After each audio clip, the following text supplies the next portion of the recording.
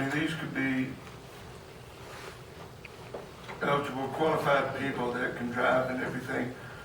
They don't have to come in and redo theirs, but why do we, when somebody's 65 or somebody that's 100% disabled, why do they have to register every year when they may have difficulty in doing that where the others don't?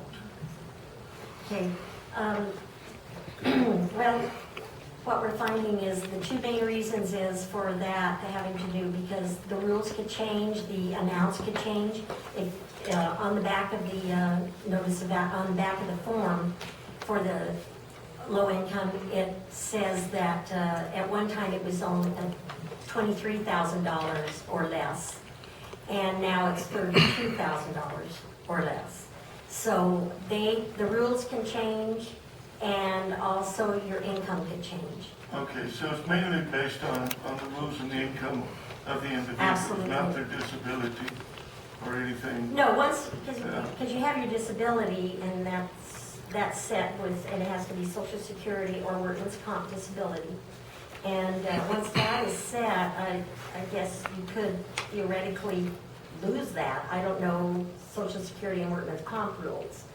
But that would be, as long as they're 100% disabled or whatever the rules are for that, under that, then that counts as disabled. And I guess that could even change. The biggest thing is the legislature and who set up this whole thing, they could change the rules as to the amount of income. They could increase it or decrease it. That's, the legislature would be doing that. And then, of course, each individual could have a change in, somebody might be fortunate enough to win the lottery one year. So that would make them ineligible for this. And, or someone may have children move back in with them, or they move in with someone else, or they have to move in with someone. And so incomes could change, because it's the whole total gross income of the household. Okay. So if you had a child, even an adult child move back in with you or something, that would affect it. Okay. So that's why it does have to be done every year. And unfortunately, as the elderly, if someone were to pass away or something, that's why we do it every year as well, because if we don't have a response from anybody that had the year before, we follow up on them. We don't have that many. I don't think like in Bernalillo County they can maybe do that. But we can follow up on them, and we found one the other day because we were worried and hadn't heard anything, and she hadn't responded, and come to find out she'd been gone wintering out of state, so she didn't get it until she didn't get it till just a couple of days ago. So that's kind of nice about a small county and a small community, because we can do that and say, well, we haven't heard from so-and-so, does anybody know about them? And so we followed up on them. Okay. That was my question, is if they could either phone in or do we follow up? Somebody, because they're not going to get younger, that's for sure. Right. But I can see what their income is. Right. So thank you. Yeah, but we do, like I said, we send out that letter now to remind them that they have to do it every year because of that. And then a lot of them will bring everything down with them, and we fill it all out together and make copies for them and all of that. Or, I mean, if we had to, if there was someone, we'd be more than happy to go out to somebody's home. We haven't had that request yet, but we would do that. Good. Until we get so many of them that I keep track of them all. Thank you, Betty. Okay, thank you.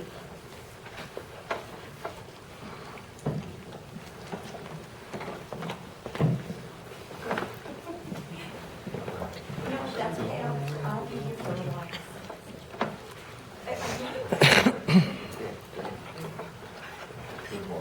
Morning. So far in the third quarter of fiscal year 12, we've had run-in fees for development are currently at $1,950.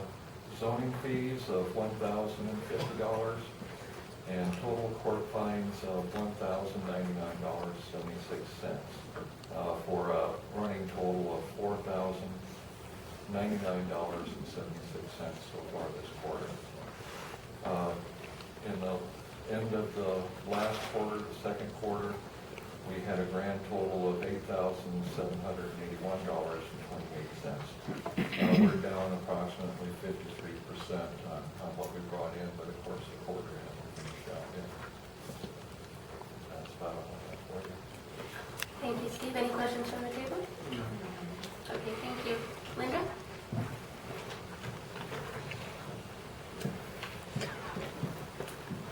Madam Chair, Commissioners, County Manager. Morning.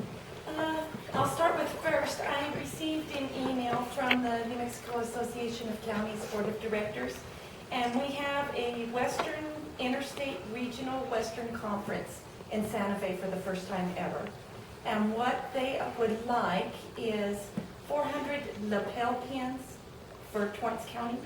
Each county, they would like 400 lapel pins from each county. So I would like to find out if we could purchase these pins and send a note to the New Mexico Association of Counties that yes, we will be glad to donate, or send them money so they could purchase them. I think it was $500 was what they were asking for.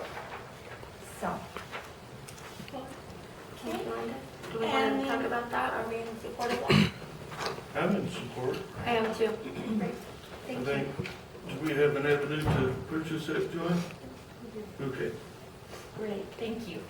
And then finally, our house districts are decided, so we have everything totally decided. And I thought I'd just read what precincts have changed and how that is, and that way everybody will know. I printed you a map. Unfortunately, I can't print anything in color because I don't have any toner. We've been waiting on it for a week and a half. Sorry about that. But on our congressional districts, they have not changed at all. Our Senate districts, which Senate District 19, that's Sue Bedford Wilson, her precincts have changed. She used to just have Precinct 5, but now she has Precinct 5, which is Mountain View Elementary, Precinct 6, which is the Moriarty Catholic Center, Precinct 13, which is the Moriarty Civic Center, and Precinct 15, which is the Calvary Chapel. So those are now the precincts that have moved into Sue Bedford Wilson's. Any questions on that one? Our Senate District 39 it's totally changed. We did have Pete Campos, which was 8. Now we're going to 39, which is Phil Griego. He was our senator before, Pete Campos, in the last census. So though his precincts are going to be Precinct 1, which is the Estancia Cafeteria, Precinct 2, which is the Estancia Senior Center, Precinct 3, which is Torreance, Precinct 4, which is Manzano, Precinct 7, which is the McIntosh Community Center, Precinct 8, which is Willard, Precinct 9, which is the Mountaineer Catholic Center, Precinct 10, which is the Mountaineer High School Gym, Precinct 11, which is Encino, Precinct 12, which is Duran, Precinct 14, which is the McIntosh Senior Center, and Precinct 16, which is the... Any questions on that one? No, ma'am, thank you. Okay, then our Representative District 50, which is Rhonda King. Her districts have changed, and she now has Precinct 3, which is Torreon, Precinct 4, which is Manzano, Precinct 5, which is Mountain View Elementary, Precinct 7, which is the McIntosh Community Center, Precinct 9, which is the Mountaineer Catholic Center, Precinct 10, which is the Mountaineer High School Gym, Precinct 13, which is the Moriarty Civic Center, and Precinct 16, which is the Tahike Community Center. And that's kind of just a little edge down the side of Torrance County. And now Representative District 70, which is Richard Vigil, is Precinct 1, which is the Estancia High School Cafeteria, Precinct 2, which is the Estancia Senior Center, Precinct 6, which is the Moriarty Catholic Center, Precinct 8, which is Willard, Precinct 11, which is Encino, Precinct 12 is Duran. Precinct 14 is the McIntosh Senior Center, and Precinct 15 is Calvary Chapel. And all of the others have changed, have stayed the same. We still have the same Public Education Commission, which is 8. The Public Regulations Commission 2 has every precinct except Precinct 10 in Mount Air is Public Education's 5. And everything else has stayed the same. Could you repeat Sue Wilson Bedford's, please? Sure. It's 5, which is Mountain View Elementary. 6, which is the Catholic Center. 13, which is the Moriarty Civic Center. And 15, which is Calvary Chapel. Thank you. And that's just the top corner of Torrance County. Thank you, Linda. You're welcome.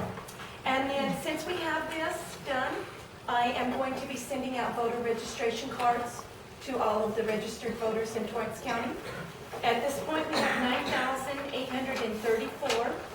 As you know, our rolls are extremely heavy with people that we could not purge because the Secretary of State's office did not do the purge correctly, so we will not be able to purge any voters for 4.5 years. So we should have purged 600 voters this year, but they'll have to stay on the rolls until we can purge in 4.5 years. Are there any questions on any of that? It's May the 8th, so we've got time for the conference. Any other questions? I guess I should say filing day for county offices is going to be Tuesday, March the 20th, from 9 to 5. The county offices are County Commissioner District 3, which includes precincts. I should have known that off the top of my head, but I don't. Let's see. I have it here somewhere. Precincts 1, 2, 3, 4, 8, 9, 10, 12, 14, and 16. Do you want me to say those by polling places? And then county clerk and county treasurer. And then all of the other offices or state offices, they're to be filed at the Secretary of State. Any other questions? Thank you. Can I ask one question about Sure. the voter registration cards? Yes. Those have to be mailed out and we don't have postage budgeted, correct? Tracy says we have plenty of postage. And I moved funds in my own, I moved some money around so we could pay for the cards. So all that you're going to have to pay for is the postage, that's pretty expensive. That's $4,000 for the postage. It's going to cost us around $8,000 to, and I should tell you that by statute, we don't have to do this, but I just think we should. So I've moved funds around. I just think that we should send out new cards since we have changes. If you guys disagree with me, I made that decision. I'll be willing to do whatever you, sorry. I agree. Okay, thank you. Did you want to say we're okay with that? Yes, I'm good. Okay. Thank you. Tracy? Office is busy working on the budgeting budget. You can get copies of it. Right now, I'm working on getting the projected ending balances for the funds. Then I'm going to move on to the revenues. I've sort of gone through the analysis of revenues currently, and we seem to be on track with the general fund revenues. The only thing that can play a big part in that is our federal Pell funding. We don't know how much they're going to send us, and it usually doesn't come in until the last 2 weeks of the fiscal year, so that's usually what makes our most of our next fiscal. We're trying to wrap up a couple of grants. The recycling grant, the big grant is done. We had our monitoring visit. They were very pleased. That was the federal grant that we were in receipt of for the recycling hub at the landfill. So that's up and running, and I know that they're working hard to get the PR out for recycling. So that's working really well. Next week, I will be out of the office all week. We had state auditor role training, and then Joy will be attending the New Mexico procurement Public Procurement Association training in New York. I am currently working on a revision to the our purchasing regs, so we can be a little bit more up to date. We've changed a few things and haven't really updated the policy to comply with that. I'm also working on a fixed asset policy so that we can get the proper forms and stuff, so when we convert over to our new fixed asset program, we'll be up and running and everything will be good by the end of this fiscal year for audit time. So I'm working really hard on that, transferring all the data from the old program that we have into Triadic so that we can write better reports for the auditors. And it's time, that's why we're going to the audit role training, is it's time to issue a contract for FY12 audit. So that'll be coming before you probably within the next month or so to get that approved by state auditor. So we can, last year we did go out for a multi-year proposal. So we still have 2 years left on that contract with Eugene Company, but we do have to do a new updated contract for that. So. Any questions? Don't have any. Thank you, Tracy.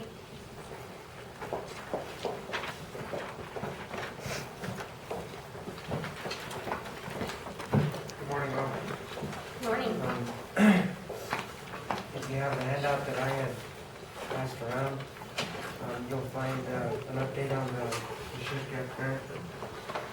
We have 2 of the projects completed, 1 is still in progress. The OP review, I'm still working on it. The LEPC development, we're looking to elect officers at this month's meeting. The Torrance County Citizens Volunteer Association, I had 35 volunteers, but that number's gone up to actually 38 by 3. So I think we're ready to have our meeting last week of this month, would be nice. I'm going to try and plan for that. And then we've received our sub-grant agreement signed for the FY11 Shish Gap and EMPG applications. So that means we're ready to purchase on those projects. And then I'm also planning, in conjunction with other county agencies, a tabletop regarding the wildfire in the Manzano Mountains, probably to take place, this tabletop in early May. That's about it.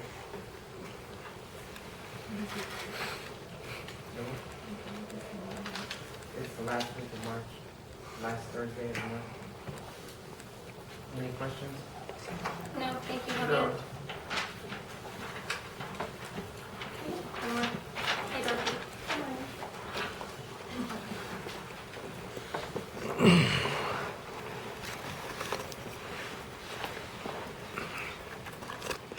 Morning, everyone. I don't have a whole lot for you this morning.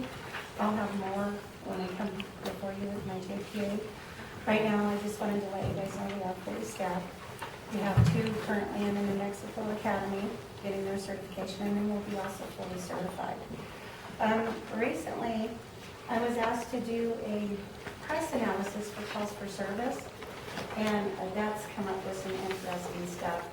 There is, Moriarty in particular has kind of asked me, what is the formula that we charge by? And there isn't one. But upon checking with other agencies across the state, nobody's got a formula. But I did note that we are actually on the lower end as far as what we charge. But I'll have all of those stats before you combine them. So, do you guys have any questions for me? Did you say yes? Thank you, and have a good one. You too. Good morning. I'd like to give you an update on the RESPECT program, since Torrance County is a major sponsor for this program. The RESPECT program, let me read you the mission statement.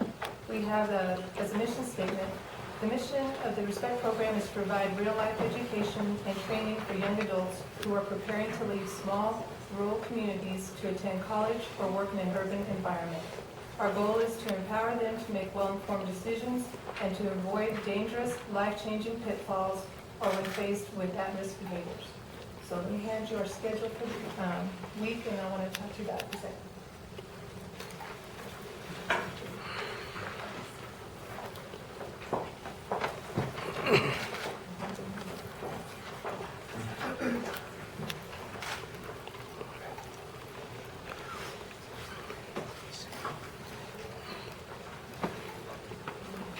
So we're going into a Estancia High School next week and training their senior boys and girls. And the schedule will be actually 4 days. Usually we have 5 days, but because of the testing schedule that has been set by the state, it had to be adjusted. So they were kind enough to work with us by giving us a longer day during those days, so we're still able to accomplish quite a bit. On Monday for the senior boys, they'll be having 4 workshops. One is overview of the justice system by Kevin Swayze, the chief district judge. Inside look at fraternities by Roy Gibson, who's a civil engineer from and he also is a Mexico State University graduate. Financial management by Vera Gibson. She's a graduate from Estancia High School, so some of you may know her. She was Vera Wilson, Mrs. Wilson's daughter. Right now she's a Valencia County 4-H extension agent, and she's a Mexico State University graduate. We have suicide prevention by Michael Barker. He's here at the Torrance County Teen Court Coordinator. And Monday, the girls will be trained in self-defense. On Tuesday, the boys will go to the district court, and they'll have a mock DWI arrest and hearings, and that will be presided over by Magistrate Judge Steve Jones. Matt Page will be the attorney that is prosecuting, and Deputy District Attorney Ray Sharbett will be the defense attorney.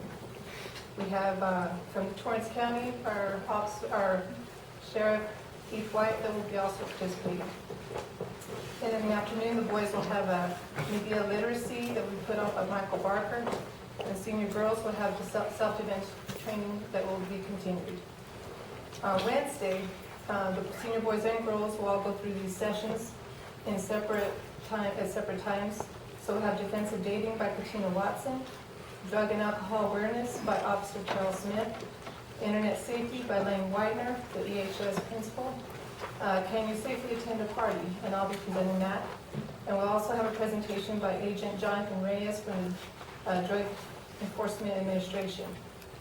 On Thursday, we have the boys and girls going out to the Memorial Perpetual Tears in Moriarty. They will be going through a DWI obstacle course. That's where they have the goggles that simulate intoxication, and they'll drive through the course in a golf cart. They'll be stopped by, we have 3 different law enforcement agencies that'll be there: the Estancia PD, the Torrance County Sheriff's Office, and New Mexico State Police. And they will be conducting field sobriety tests on the students. And most of them, well, all of them usually fail and will be arrested and all that fun stuff. We also will be having a special family coming out and talking to our kids, and it's a family that's lost their daughter in a DWI crash. So we'll provide lunch that day for the students as well. I wanted to also let you know that as far as Torrance County is concerned, it's been amazing the support that we've received for this program, and I wanted to thank all of you for that. I wanted to let you know that Michael Barker is going to be a huge part of our program. He's going to stay with the senior boys all week, as well as presenting 2 different workshops. We have Sheriff Keith White that will be participating quite a bit in this program and has been great support as well. Kathy Reyes will be participating. Tracy Masters also lending some materials, and she also has the DWI goggles. As far as sponsors for this program, I wanted to list those as well. We have Torrance County, of course, 7th Judicial District Attorney's Office, Town of Estancia, U.S. Army, New Mexico State Police, 7th Judicial District Court, Torrance County Magistrate Court, State Farm, Drug Enforcement Administration, CCA, Summers Bail Bond, Valencia County, Bohannon, Houston, and then we've had monetary donations by Co Bernardo, Michael and Linda Stogner, and Dorothy Sandoval, and Pat Lincoln. Any questions? Janice, does any of this go to the Mountain Air Moriarty schools? Last year, at the end, I tried to get the Mountain Air schools at the end of last year, and they told me that it works better if I could try to visit with them about doing this at the beginning of the school year, because the end of the school year is so busy. So I did try to communicate with the principal, and he didn't return my calls. So I'm hoping that next year we'll be able to have something more solidified to go into school and into the Mountain Air High School. This is kind of difficult for me because I also have the full-time job here as a chief deputy treasurer, and so that's 10 hours a day that I work And this is something I do outside of that. So it's not always easy to find the time to, hunt down and make people listen, that kind of stuff. So I'm hoping that we'll have better communication this next year. And as far as Moriarty is concerned, what I'm trying to do, 'cause this is a very small group mentoring type situation that I have with the program. That's why it works well in the smaller schools. And so trying to take it into Moriarty is rather difficult because you have all these students who are trying to break up into smaller groups. So I'm trying to find an alternative way to still reach the kids, but to do it on a grander scale where I can have a bigger presentation to a larger amount of kids. Right now, I've been communicating with the magistrate court. They have courts to schools, and I'm looking at partnering with Judge Jones on that and bringing in some things that would help him with that program, at least for this year, if they can make it work. And then I'm going to visit with school board members and see, and also the principal from Moriarty High School, and see what they need.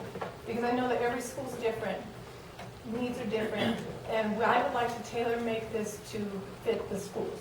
And so before I set the schedule and the agenda for the Estancia schools, I did go in and talk to the principal. We went through everything, and I said, what are some of the needs you guys have? We know some of the things that we've heard from the kids, and so that's how we adapted or came up with a schedule we have for Estancia. So the desire's there. We have support from Clint Wellborn, the DA, and so he would like for us to go into those schools too, but it's not as easy as it sounds.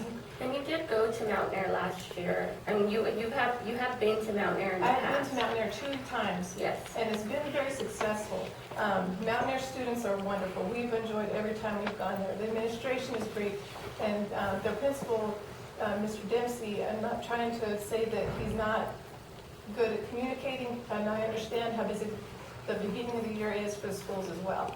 So I'm sure that we'll be communicating more towards the end of the year, trying to prepare things for next year. And maybe it's becoming like my part, being more organized to present things and kind of making it happen.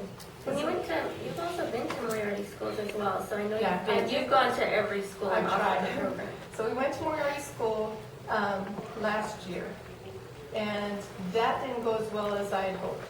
We did try to break it up in smaller groups. We were going to teach the girls self-defense, and out of close to 200 kids, I only had 17 that showed up with the permission forms and all that.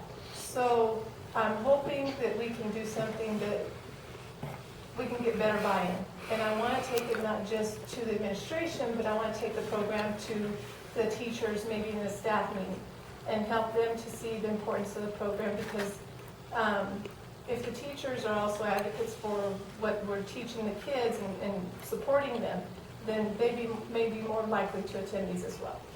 And maybe we didn't do a very good job of advertising it so that they knew exactly what we're doing. So I'm looking at all the different aspects. When I go back in there, I want to do it right. I want everything to be lined up. I want total support from the people we're working with there, those kind of things. And so it's not that I'm trying to avoid that area, but when I do it, I want it to be a good representation of the county, a good representation of our program, and to make the biggest impact that we can. Yeah. And you did have good support, Moriarty. You really did try your hardest there. I know you even had Moriarty PD was some of your presenters and trainers, so Yes. I think you'll get That back was in. another thing we did too. After the high school kind of fell through a little bit,